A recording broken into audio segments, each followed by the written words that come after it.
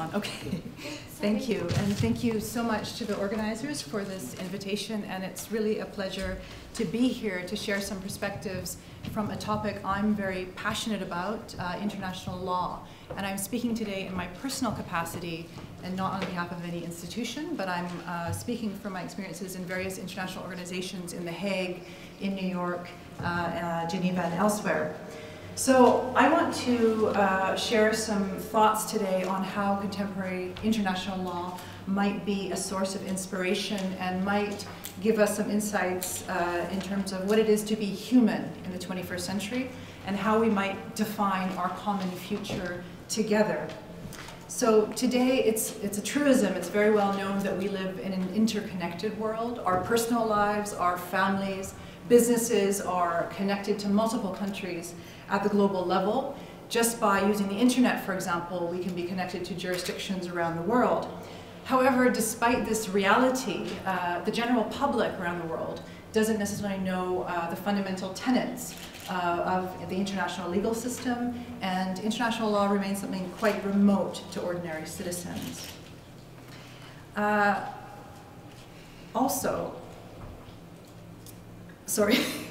So what it is to be human, and in particular, what it is to form an international legal order based on the rule of law. So who are we? So firstly, I'll share this quote from Hans Kelsen, who suggested that law is essentially an order for the promotion of peace. Its purpose is to assure the peaceful living together of a group of individuals in such a way that they settle their conflicts in a peaceful manner. That is, without the use of force, in conformity with an order valid for all. This order is the law. So we take this principle of the rule of law for granted in national systems. For example, in Canada, where I was raised, or in the Netherlands, where I now live, we expect that there will, for example, in general, be the laws of the land enforced. There will be criminal prosecutions. However, when Hans Kelsen made this comment, it was in a series of lectures at Harvard Law School in 1940 and 41, he noted in the international legal order, it still did not represent the characteristics of a general system of international rule of law that we would find in a domestic system. So he noted how the international legal system was primitive, in fact, a primitive legal order where, or not a legal order at all, where states, for example, would use force and violence against each other to redress a wrong. So if we indeed want to see an international legal order that is peaceful, we might be interested in this fact that there's still much work to be done to produce an international system based on the rule of law. So next, moving to the international in international law. As you would guess from the word, international means regulating the conduct between or among states, nation states. And it is this classical sense of international law that gives it the sense of being something remote from our personal lives, something cold and distant. And this is indeed the classical sense of international law, that it should regulate conduct among sovereign states. However, in the contemporary international legal world, we have more and more the individual becoming an actor, a subject and object of international law. So, for example, there are individual complaint mechanisms to a number of the core international human rights treaties. At the International Criminal Court, individuals will be tried for international crimes. So also, the general public around the world, we might be very concerned about various issues, for example, climate change or the conflict in Syria, where international law might be the only mechanism to solve these issues. So I'm now going to very briefly turn to a few international legal institutions that are often doing excellent work behind the scenes. And again, we don't see the work of these organizations featured very commonly in the media. So firstly is the Hague Conference on Private International Law, founded in 1893, which really established The Hague as an international capital of peace and justice. And the Hague Conference involves nation states coming together and negotiating treaties in the broad area of private international law, which includes international legal cooperation, child and family law, and civil and commercial litigation. And again, you may not be aware of these treaties, but they can have very tangible, concrete effects on individual lives of families. Also, for example, there are modern treaties on international parental child abduction, and also on child support and family maintenance in cross-border situations. So whether a state is party and signed up to one of these international treaties can have very concrete effects on individual and family life. Now I turn next to these words. I wonder if any of you recognize these beautiful and soul-stirring words. To save succeeding generation from the scourge of war, which twice in our lifetime has brought untold sorrow. To reaffirm faith in fundamental human rights, in the dignity and worth of the human person. To establish conditions under which justice and respect for the obligations arising from treaties and other sources of international law can be maintained. To promote social progress and better standards of life, to practice tolerance and live together in peace with one another as good neighbors. Does anybody recognize these words? Not so much. These are, in fact, words from the preamble of the United Nations Charter, adopted in 1945, indeed after 2 horrifying world wars. And the preamble, these words, in fact, begin with "we the peoples." We the peoples of the United Nations. And because virtually every state in the world is party to the UN Charter, 193 states, we the peoples refers to all of us. And the Charter is, in effect, a sort of constitutional document as it prevails over other international treaty obligations. And the Charter, its inception, the wisdom of the drafters of this instrument in 1945, meant to fundamentally reform and change interstate relations, and in particular to transform states' use of violence and force between each other. So the Charter established a binding system of collective security, and also its Chapter 6 on the peaceful settlement of international disputes, which, of course, again, we do not hear about very much. We're not educated on this chapter on peaceful settlement of disputes. And this was really an attempt, again, to find safety for all peoples, to prevent the scourge of war to recur. Next, I'll turn to the International Court of Justice, which was established at the time of the UN Charter with the objective to be the principal judicial organ for the United Nations to resolve disputes between states. However, more than 20 years after the adoption of the Charter, only 72 states out of the 193 United Nations members have accepted the compulsory jurisdiction of the court. And this is despite multiple UN statements on the rule of law, encouraging states around the world to accept the compulsory jurisdiction of the court. And indeed, although it's a working court, it issues judgments which states in general comply with. The president of the former president of the ICJ, Justice Rosalind Higgins, she echoes Kelson's idea that the fundamental principles of domestic rule of law models do not fit easily within the international legal order. For example, the ICJ lacks compulsory jurisdiction, there's uneven and ineffective enforcement of international law, and a lack of clear hierarchy among international courts. So again, what does this mean for individual citizens? Well, if there is an interlinkage between rule of law and peace, as Kelson noted, if we want a sustainable international peace, there's still progress to be made and much work to be done. So next, I'll turn to a very stunning, quite a striking development in the international legal order, which happened in 2002, which is the establishment of the International Criminal Court in The Hague. So the ICC is a permanent international criminal court to prosecute individuals who are responsible for international crimes of the highest concern to the international community as a whole, including genocide, crimes against humanity, war crimes, and the crime of aggression.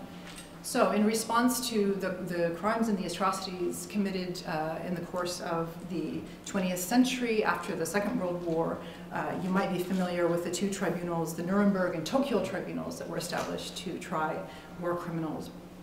And after those prosecutions, in 1948, when the General Assembly adopted the Genocide Convention, there was already a call and a recognition that we needed a permanent international criminal court.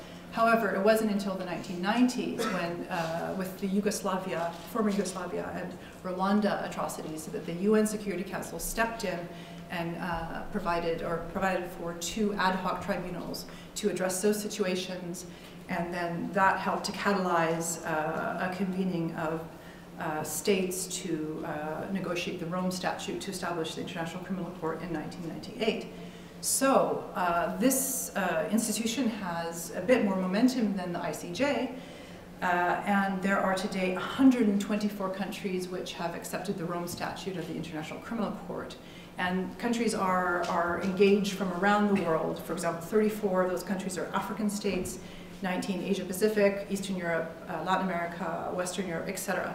So this court has really extraordinary international engagement to uphold the basic tenets of humanity.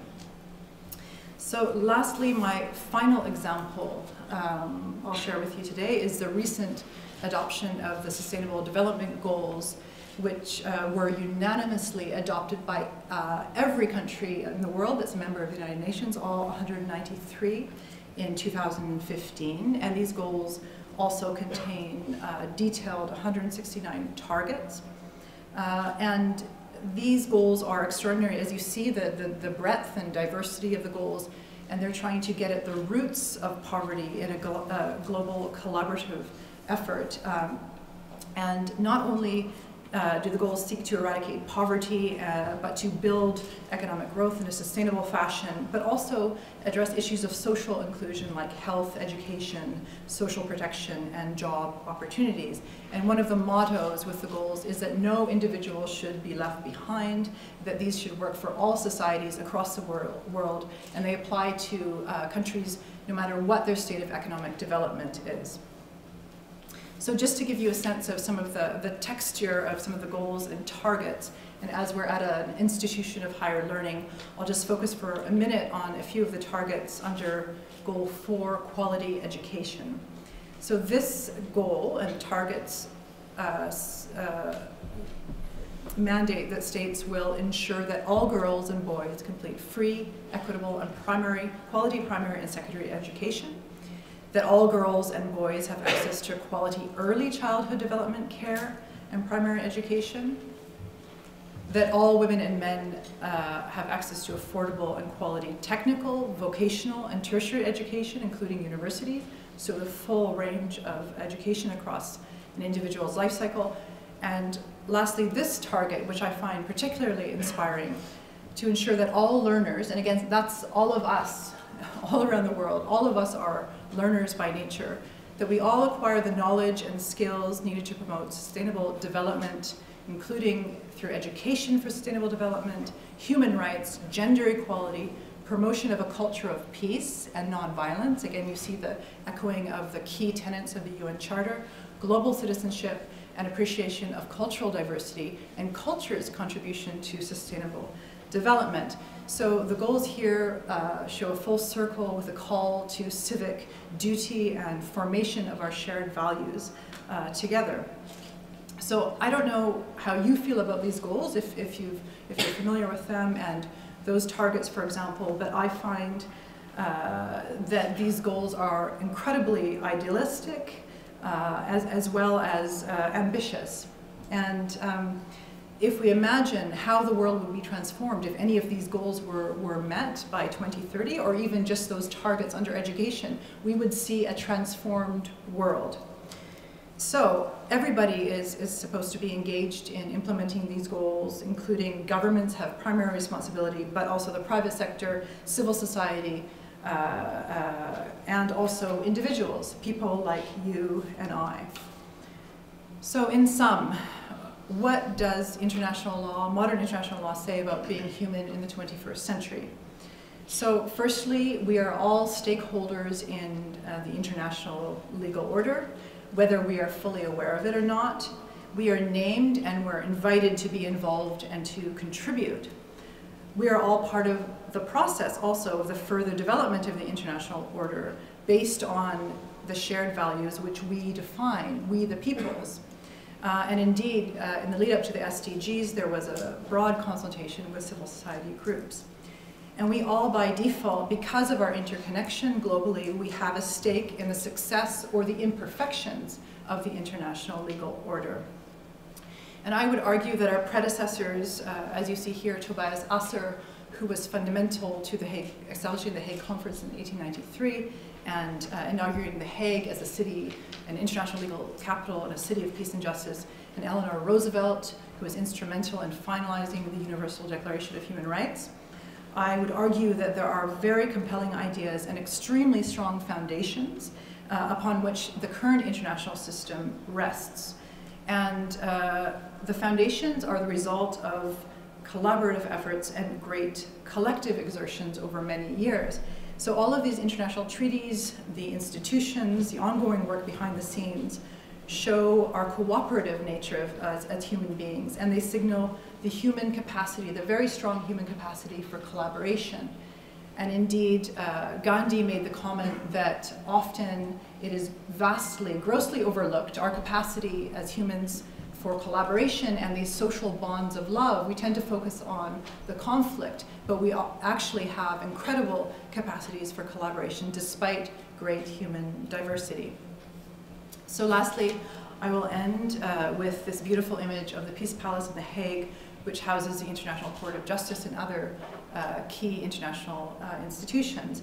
And I'll end with a quote from Andrew Carnegie, who's the noted Scottish-American industrialist and philanthropist who, like Eleanor Roosevelt, very much believed in hard work and in working for international peace and a viable international order. And his gift, his financial gift, enabled the building of the Peace Palace as it stands today in The Hague. And in his autobiography, Carnegie called the Peace Palace, quote, the most holy building in the world because it has the holiest end in view. He said, I do not even accept St. Peter's Cathedral or any building erected to the glory of God, whom we cannot serve or aid. God needs no help from us, but the highest worship is service to man. So I'll just end by saying that we're all very, very privileged to live in an age when we can meaningfully contribute and engage in furthering this collective process of international law and international order in a way that our predecessors cannot imagine or could not have imagined. Thank you very much.